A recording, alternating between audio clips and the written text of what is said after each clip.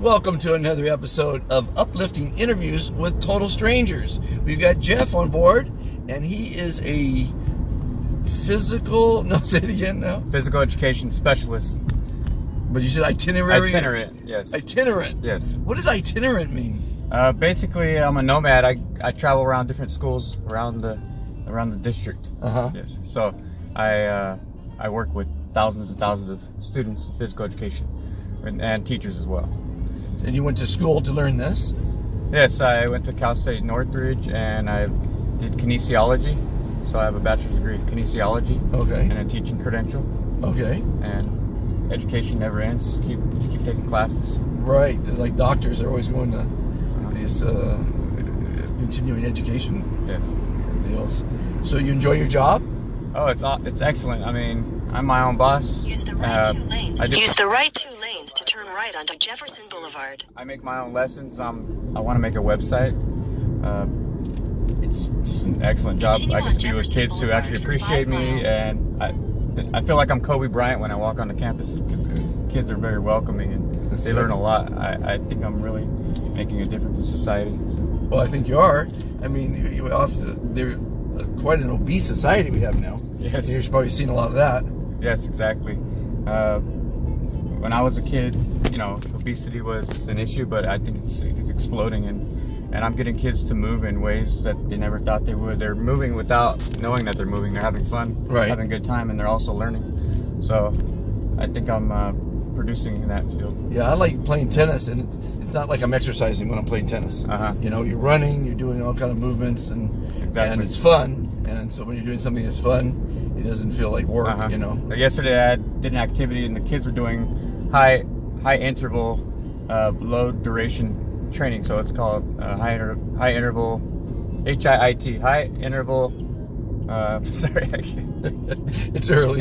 Go ahead, try it again. High intensity interval training. High intensity interval training. High intensity. So they're running like crazy and they're sweating, but we were playing this game. It was just this little simple fun game about you like this or you like that, and they're racing each other and they're running to a spot and coming back, and they had no idea that they're actually training. They're actually playing a fun game. So that's great. Yeah. And you were saying earlier that there's standards for every grade. Yes.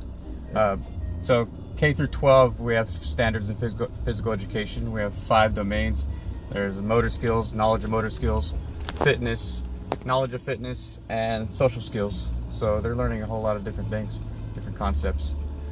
And we're supposed to go by it. A lot of physical education teachers don't, but I try my best to do so because it's like a guide. It's like a map for me.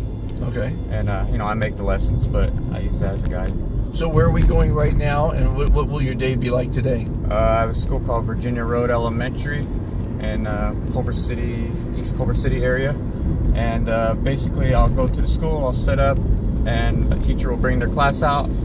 I'll teach the class, and I will advise the teacher as I'm doing so.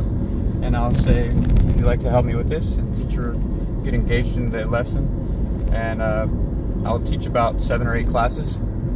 And then the teacher will continue with that, what they learned from today for other days? The program I'm doing, each school gets about $3,000 worth of physical education equipment, and so I bring it out and I show them how to use it, and then the teacher repeats my lessons. Okay. So in future years, when it's only a 2-year program, so in future years they can use my lessons decades. That's great. Yeah. Well, education is crucial. I always say unfortunately, not physically, but in regular schools, I think that the average intelligence in America is at a 6th grade level, which is really sad. Exactly. Yes. And we're one of the lowest rungs on the education, standard. I think we're 35 in the world or something. Yes. Which is pretty damn sad. And California is like 46 out of 50 in student spending, and really, it's like 48th in student-to-teacher ratio. And so it's definitely an issue, but I try to do my best with what we have, or what resources I have, and my background. What do you think private versus public in today's education process? It's actually a very controversial topic, and I try to be open to both. I've seen a lot of great things in public. I haven't been around the private sector a lot, but I know it's growing, and hope it works out for the best. I really don't have an opinion on which is better, but some parents might prefer the private, but they're also parents who don't make a lot of money, and I don't know if they can get their kids into private schools, so it's kind of a touchy subject. I'm not sure which route is the best, but my kids went to private, and then they went to homeschooling because they were tennis players. And they traveled a lot, and I think private, you get a lot of lazy teachers, in my opinion. I have seen where some are not even qualified. They maybe they have a bachelor's degree in something not related to teaching, and they get hired, and a lot of people where I'm from, they think it's a corporate thing, and it's more of a money thing. Well, I applaud teachers, because you're certainly not doing it for the money, right? Definitely. I mean, we make more in Los Angeles than other places just because of the cost of living, but it's definitely, I could have gone another route and made double, triple, but I just enjoy what I'm doing, so I feel like I'm giving value to society, so that's value to me. So you're gonna do? You're gonna write a book on it? You're gonna do that?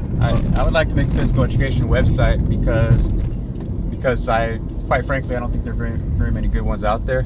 So I actually have a domain I made called k5pe.com. Okay. And eventually, I want to get to my schools and get some permission, videotape my classes, and make some good websites. Well, people out there, if you want to participate and help them out, spread the word. It's k5pe.com. k5pe.com. Soon to be, but it's not a site that exists now, right? I mean, yes, it's a blank site, but it will be a site. Yes. And then what you can do right now with just a blank site is participate. Invite people to do pro bono work or participate. And exactly. I have a lot of lessons on my Google Drive, and I give them to my teachers, and I just want to transfer it to where a lot of people can access. Okay. Yeah. Because pretty much everyone gives permission nowadays. It seems like you're given permission to do this show here, and it's so easy with the equipment nowadays. I mean, you don't need any fancy equipment. You just need a cell phone. If there's any veterans out there that want to participate, we give a free phone to veterans to create any kind of content they like, and we give them a free half-hour time slot on a new national network called STV over Roku, Amazon, and Apple. So awesome. They have to create a half hour every week to participate, and they keep all the funds from any kind of sponsorships or endorsements. Amazing. And I just asked for a 30-second commercial on my charity, which is supporting our servicemen. Cool. And then of course Rock Mobile is donating the phone, so we'd like to get a 30-second commercial for Rock. And I mean, it could be on education. It could be on anything. Excellent. Once people watch. So if you got a veteran in your camp, we can encourage him to do it on you. So every week he follows you for his half-hour show. Nice. So they can't object to you coming on board and say, I've got my photographer here, he's going to videotape me. They're you know what I'm saying? Exactly. So that might be something you could sink your teeth into. Excellent. And that's because I'm a networking fool. If you look in the dictionary under networking, it says see Monty. Exactly. I just met this gentleman. He's a total stranger. He's on my show, Uplifting Interviews. It's an uplifting guy. He's helping kids. He's teaching kids. He's doing the great thing. He's living his life, living his dream. I was actually, in 2015, they gave me California Elementary Phys Ed Teacher of the Year. Wow, we've got a celebrity on board. Yeah. Phys Ed Teacher of the Year. Yeah. That's fantastic. Congrats. And that's, you need to put on, see, I'm a marketing guru. And that's something that you have to put on the front page immediately. Exactly. That's your award, That shows you have credentials. You've got, you're the man, right? So, I mean, if you need any advice, I give great advice on marketing, on relationships, on business.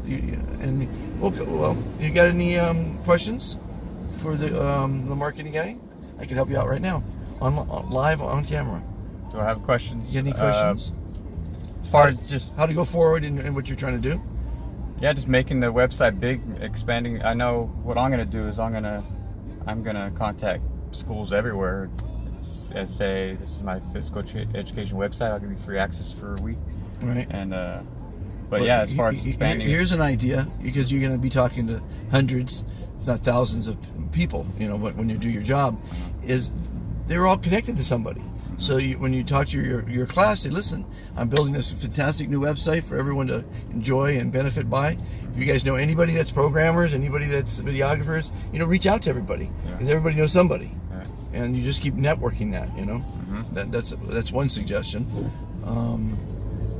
And again, if you have a social media platform, Facebook, tell people what you're doing. You reach out there. People want to be part of it. Now we come to the section where it's very important, is you're going to try to sell something right now, right? Which is your dream and your website. Let me ask you a question. How are you today? How am I? Yeah, how are you today? Someone says, how are you today? What are you going to say? I'm very, very blessed to be in sunny California as a person who can expand my horizons. Okay, well that's a fairly good answer. I like to encourage people to be extremely positive with that answer. And my favorite thing to say when someone asks me how I am, I say, I'm fantastic. Because when you say you're fantastic, it gives energy out, and it makes people want to follow you, want to work with you, want to be part of your, you. So I always encourage people to say, I'm fantastic, with energy. Yes. And it makes everyone feel good. And it's just, being fantastic is a state of mind, Even if you're not fantastic, if you say you're fantastic, put you in that mood, and you'll be fantastic. It's better than being, I hate when people say, I'm okay, I'm good, I'm fine. That's blasé. And you certainly don't want to hear, oh, I have a sore neck, and my dog died yesterday. You don't want to hear that shit, right? So when someone asks you, how are you?